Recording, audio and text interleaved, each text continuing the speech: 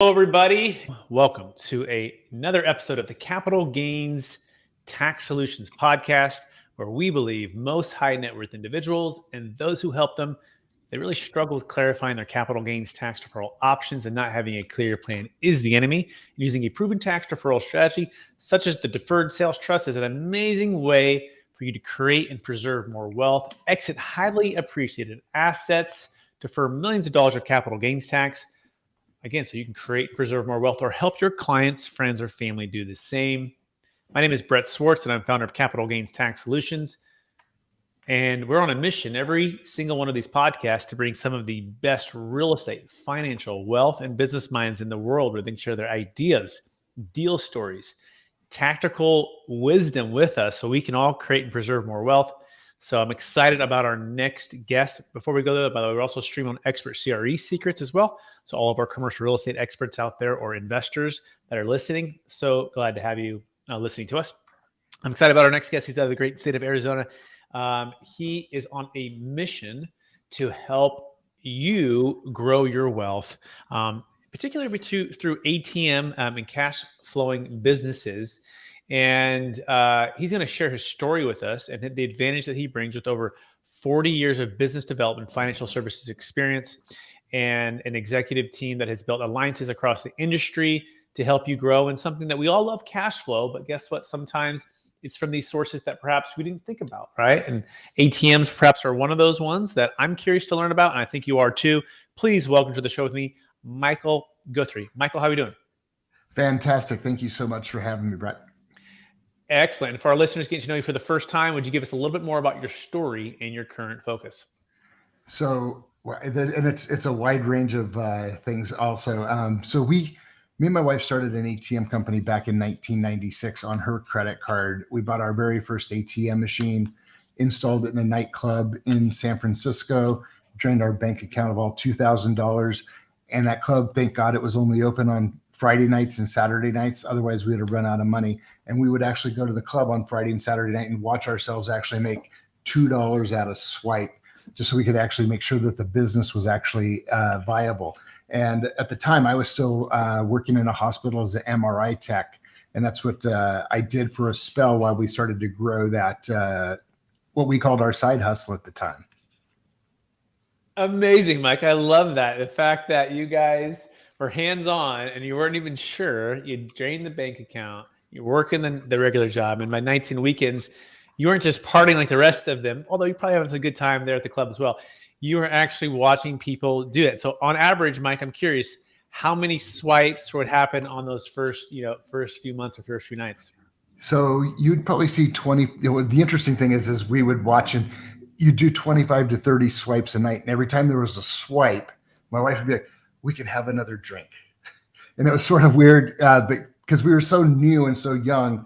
I think I was 27 or 28 at the time when we started that business, this business. And it was a completely different time, something we weren't used to doing, and actually being able to see money being generated. We were used to working for other people and letting them generate the money and pay us a weekly paycheck every Friday.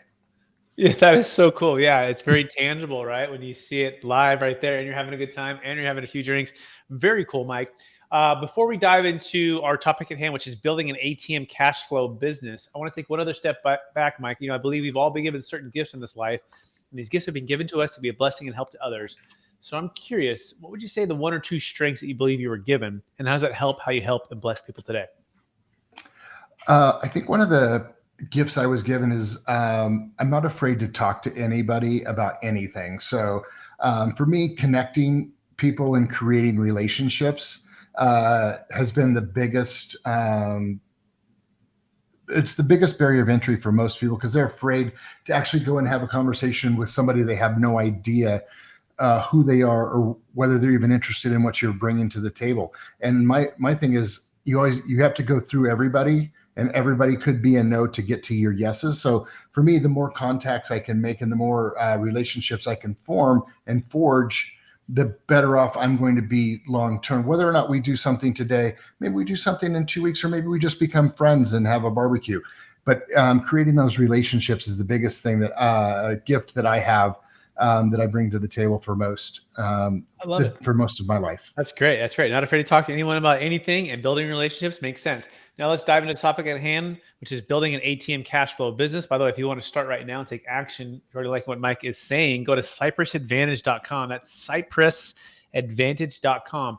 So Mike, what's the number one secret to building an ATM cash flow business? I think it's the same thing within any business. It is customer service, because I think anybody can sell you a ATM or they could sell you a car, but it's what happens after the sale that really matters. You want to make sure that you're taking care of their cash, because they're trusting you when they put their cash in that machine that you're going to make sure it gets back to their bank account on a daily or monthly basis, depending on how they decide to set up their operation. So you're building trust, and your word is your bond. And it doesn't matter if you have a contract or not, your word and you doing what you say you're going to do on a day in and day out basis, that's what actually helps really start to grow the business. And that's been one of our biggest pieces of our success is the more we've done well for others, the more they introduce us to more people. Excellent. So customer service, delivering on what you said you were going to do, regardless if it's in the contract or not, basically living up to what the expectations have been set. I think that's what I'm hearing between the lines there. And Yep. then the folks they're trusting that what they put into the machine, what they put into the business is going to actually come back to their bank account with a return, right? And is that a fair summary? That is a very fair summary. Okay, excellent. Mike, what is the number two secret to building an ATM cash flow business? Tenacity. You have got to get out there and actually do it. This is not a job that you can do sitting behind a desk. You have to get in front of people face to face, share your offering, and show how it's going to actually be profitable for the place you're going to put the machine into, so that they understand this isn't just about you getting a commission off a one-off sale. It's about you creating a relationship and helping them grow their business. One machine at a time. For them, it's one more ancillary service that they can add to their already large book of business.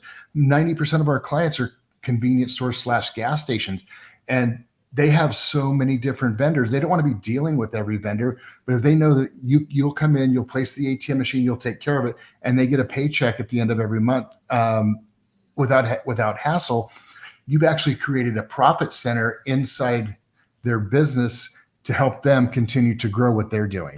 So I believe just ensuring that you're bringing a solution to a business and not another issue. Excellent. So number two secret is tenacity. You have to get in front of people. You have to show the offering. You have to show them what's in it for them, how it's going to be profitable for them, how it's going to grow their business, how it's going to be a long-term turnkey without hassle or a little hassle. You get their check. Not going to be bothering them. It's not going to take them a distraction for them. Is that a fair summary to secret number two? 100%. All right. And so we have secret number one is customer service. And then secret number two is to tenacity to, I guess, maybe even execute on that customer service. What is secret number three, Mike, when it comes to building an ATM cash flow business? Oh, that's a great one. Making sure the machine that you sell them is operable. And if it's not operable, that you're available to either repair it, troubleshoot it, to ensure that it has the maximum uptime. The last thing you want is a machine in there with an error code on the screen, and the customer comes up to it to use it, and they want to pay you $2, $3, $4 a transaction, and it's out of service. So secret number three is making sure the machines are operable and they have the maximum uptime. Maximum uptime, which means, I guess, just the ability to transact, right? Versus just, people Absolutely, walking away and then your $2 is gone forever, right? So you want to make sure that it's up and operating. How do you find, especially in this economy right now, right? Maybe good technicians, even, workers, perhaps that's a challenge for you or others, right? But how have you found the ability to make sure you can call and have somebody, fix it quickly? Back when we started this business in 1996, 97, there were no technicians. you were the technician. So if you had we started a route in the Bay Area of California, I couldn't be in San Francisco and Sacramento and San Jose in the exact same day. So you started to learn efficiencies on walking your merchant through actually fixing it. So you didn't, and then once the industry started to bloom, if you will, or mature, technicians started popping up all over the place, and they would solicit you for business, which was even better, because when we would train somebody and then they would leave to go start their own business, now we were training another person. But we decided literally about 10 years into the business, we would outsource all of our service to companies that specialize in the service, and we'd give them a guaranteed monthly income regarding servicing ATM machines, so that they would prioritize our stuff. That way customers were always happy, because nothing's worse than Friday night at like 6 o'clock when it's the maximum transaction time. Your machine goes down and you don't get a technician until Monday, like the national companies would provide. That's the kind of service they did. We would come out Friday afternoon, Friday at 7 o'clock, and we would fix it. So then you would be up all weekend, but you had to train people. And then once we got people trained and the industry matured, there were technicians all over the place begging for work from you so that you could actually provide that service for your clients. Okay, now let's get tactical. So we talked about the 3 secrets to building an ATM cash flow business. Now I guess maybe let's get behind the numbers here a little bit more, right? So in general, someone has, $1 million, right? They just sold a business, they just sold a piece of real estate, they're refinancing their house because they want to get entrepreneurial, and they're like, okay, I'm looking at real estate, I'm looking at crypto, I'm looking at stocks, or I'm looking at this ATM business with Michael. So Michael, make the pitch, if you will, or the argument or the persuasion here for why right now in the ATM business, and what kind of numbers. You work hard, you have tenacity, you have great customer support, you have systems in place. Why ATMs? What kind of returns are we looking at? That's the $1 million question. If you put an ATM machine in a convenience store or a gas station, you can probably figure you're going to do 300 to 400 transactions a month. Margins have got a little slimmer, so the merchant, the owner of that store, if you place the machine, is probably going to want anywhere from 30 to 50% of the surcharge revenue generated at that machine. So you're charging, like mine are charging $3.99. So just say $4 times 400 transactions, that's $1,600 a month. 50% of that's $8. So you're giving away $800. And then you have your time, you have your cost of cash, and you have your insurance that's going to come out of that $800 of revenue that you have. So at the end of the day, one location will probably make you $300 to $400 a month. But think about it this way: the machines are only costing you $2,200. So if you're making $400, the machine's $2,200. It takes you about 5.5 months to pay off that piece of equipment, and then it's nothing but cash flow and positive cash flow there going forward on a per machine basis. So 99% of your revenue depends on where you place the ATM. If you place the machine in a store, like a nail salon, for instance, that's going to do maybe 100 transactions a month, maybe the economics between you and the merchant aren't going to be the same. But then again, you don't have the amount of cash outlay for loading the ATM because it's got a less of a volume. But it's all about it. It's like anything in real estate. It's location, location, location. Okay, great. Let me make sure I caught that, because that was a lot and it was great. I love how you packed all that content in here. So, all right, I have $1 million and I just want to start the first one. I find an amazing location, cash, high traffic convenience store. And let's just say it does 400 transactions per month at $4 is the surcharge, right? That's $1,600, but I got to give maybe 50% of it away to the owner of the property or whoever's leasing it out. So now my $1,600, right? 4 times 400 is $1,600, cuts in half to $800. Of that, I got to pay for my time, the insurance, the maintenance, whatever it might be. And so I'm maybe netting $300 for that machine. And that's when you say, well, it costs you $2,200. So we take the $2,200 and divide that by 5.5. That's essentially going to pay off the machine. Go ahead, Mike. You want to add to that? Correct. That was about a $400 a month net profit. Okay, $400. Okay, so a little bit higher. So about $400 net profit on 800. So about 50% is expenses and insurance and taxes or whatever else, right? So my net 400. Then I'm gonna take the 2,200 divided by the 400. It's about 5.5 or so, right? That makes sense. And now the machine's paid off. And now that baby is cash flowing $400 a month. And so do the math. I do that 5 times, right? Now was Yep. that $2K a month? Is that right? Correct. Yeah, $2K a month. Okay, good. All right. On 5 machines. Now, yeah, and then I did that 10 of those, then that's $4K a month. I think I did the math right? Yep. And then yeah, so that's the idea. Is that a fair summary so far? That is fair summary, because then if with 10 units, you're into those units about what, $25,000, and you're making 4K a month. That's a fairly decent return on your capital. Absolutely. Now, how long does the average machine last in a lifetime? Well, they amortize them over a 5-year period. I've been doing this 27 years, and we still have machines that have been in the ground for a little over 15 years. So most of these units don't break down. That's the beauty of it. The average service call per ATM machine across our portfolio, and we have a little over 8,000 units out there, is less than 1 service call per year. And you're going to know right out of the gate when you install it if there's an issue.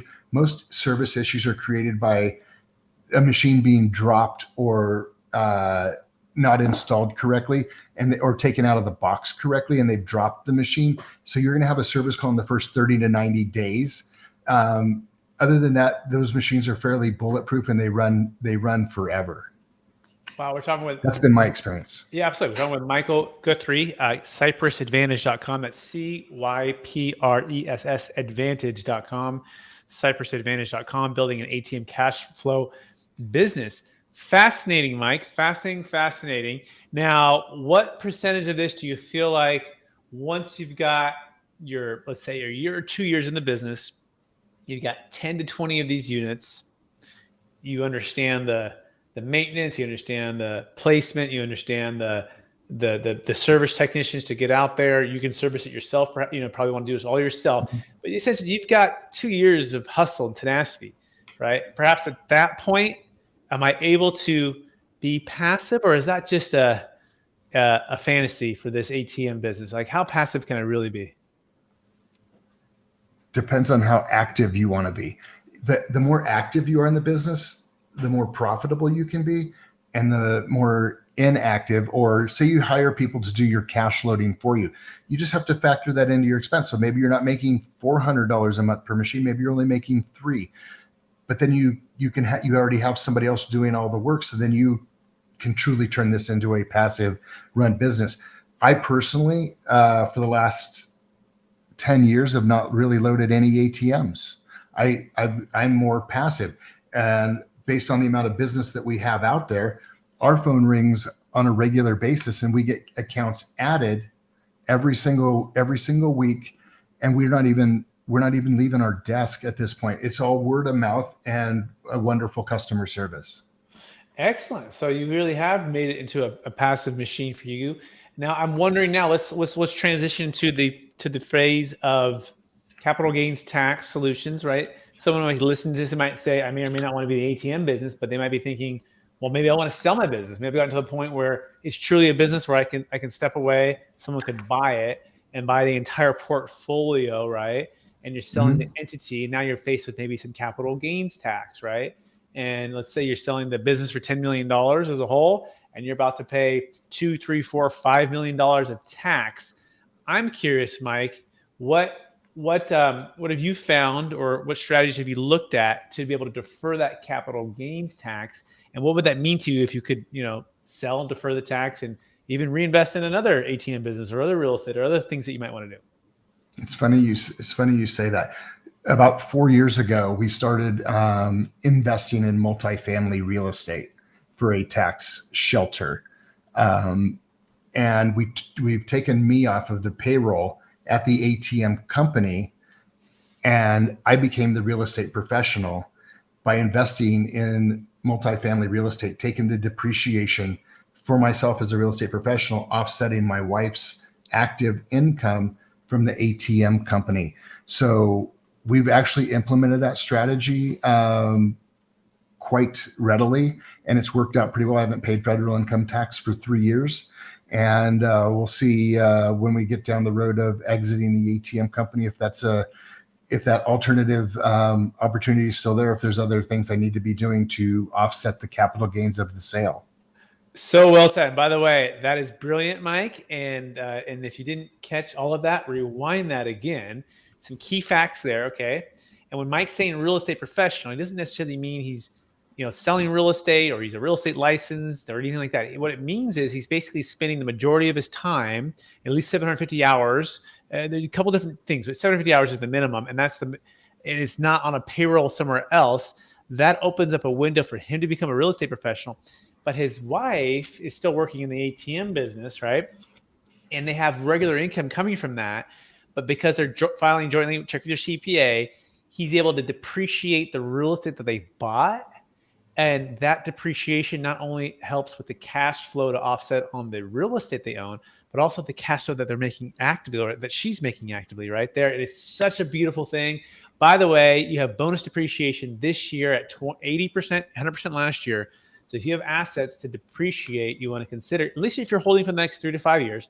If you're selling anytime between 1 and 3 years, don't do that because it can come back and bite you. But if you're going to be holding for probably 3+ years, consider a cost segregation study, consider a real estate professional status, check with your CPA. Amazing, amazing stuff.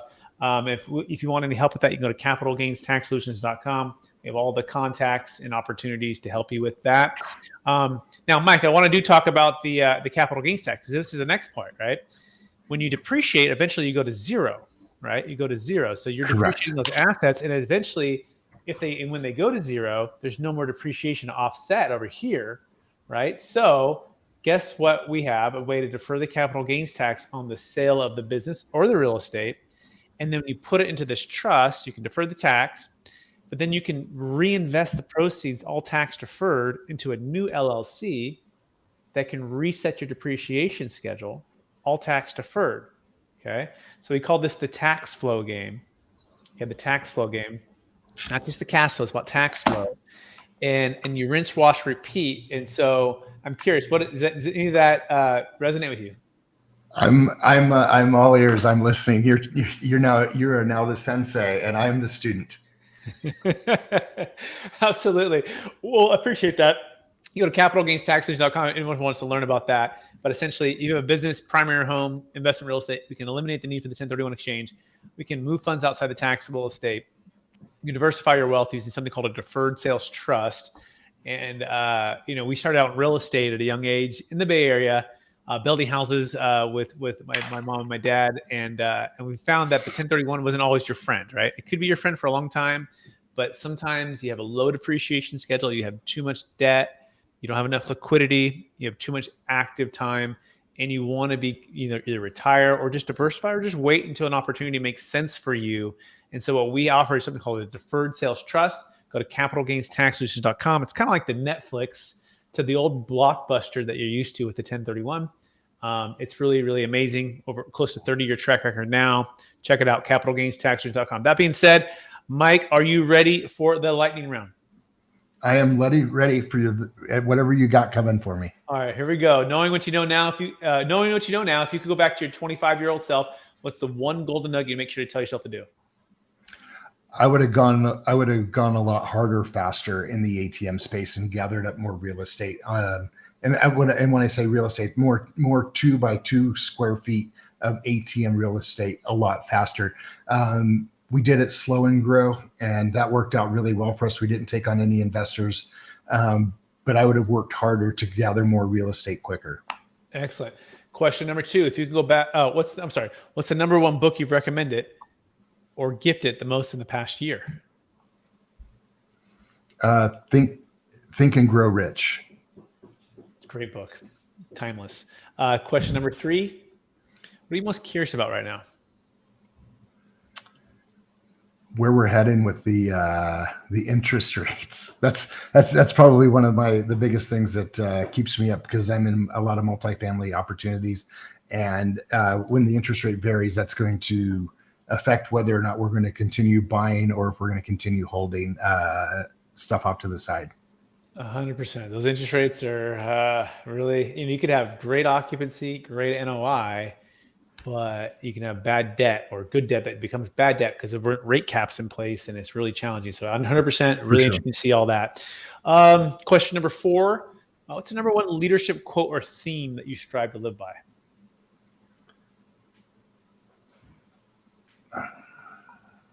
That's a good one. I don't. Can you repeat that one more time? Yeah, the number one leadership quote or theme that you strive to live by. Life's happening for me, not to me. That's got to be one of the big ones that I like to remember. I don't ever want to be the victim. I want to be the one that's out there knowing that what I'm doing is happening for me and that God has his own plan for my life. And I'm just supposed to surrender and continue to step forward. Amen. Love that. Love that. Love that. Last question. After all your success, helping all the people you've helped and doing all the things you've done, what would you say helps you the most to stay grounded in your values and stay encouraged to charge forward to reach higher heights? Just continuing to give back. We all learn from others, and whether or not we're at the top of our game, there's always going to be somebody that's going to go a little bit further. And so if we can continue to give back to the younger generation and help them, show them the way and mentor people, I think that's going to pay dividends for everybody long term. Amazing. Michael, I want to thank you for being on the show. I want to thank you for sharing so much wisdom with us. I want to encourage you to keep using the gifts you've been given, to not be afraid to talk to anybody about anything, right? And to be kind, loving, and build long-term relationships and make an impact for the next generation, to build wealth. So thank you for being on the show. Truly enjoyed it. For our listeners who want to get in touch with you, could you remind them one last time what's the best place for them to find you? 2 places. You can go to my website at cypressadvantage.com, or you can, if you want to just reach out directly to me, my saying for 2023 is be available. So I'm available. And my cell phone number is 509-270-6701. Again, 509-270-6701. Shoot me a text. Let's jump on a call. Happy to help anyone. Amazing. Thank you, Michael, so much. I also want to thank our listeners for listening to another episode of the Capital Gains Tax Solutions podcast, also streaming on Expert CRE Seekers as well, where we believe most high net worth individuals and those who help them, they struggle with clarifying their capital gains tax deferral options. Not having a clear plan is the enemy, and using a proven tax deferral strategy such as the Deferred Sales Trust or connecting and growing an ATM business is an amazing way for you to create and preserve more wealth. You can go to capitalgainstaxsolutions.com to learn more about how to effectively exit your highly appreciated business, real estate, crypto, stock, really any asset that has $1 million gain and $1 million net proceeds. And you can start to build a plan with us right now. We're happy to work with you. Check out our free ebook there as a gift. And if you want to take even a next step, you can check out our new book that just came out. It's on Amazon. It's called Building a Capital Gains Tax Exit Plan. I hit #1 bestseller. Really proud about that. We have some amazing people like Kevin Harrington from Shark Tank in the book, and a number of other multifamily syndicators and operators, financial advisors. Really, really smart, cool people. I got a couple chapters as well I think you'll enjoy, but you can learn all about how to build a capital gains tax exit plan. Thanks so much for watching, everybody, or listening to this podcast, and we will talk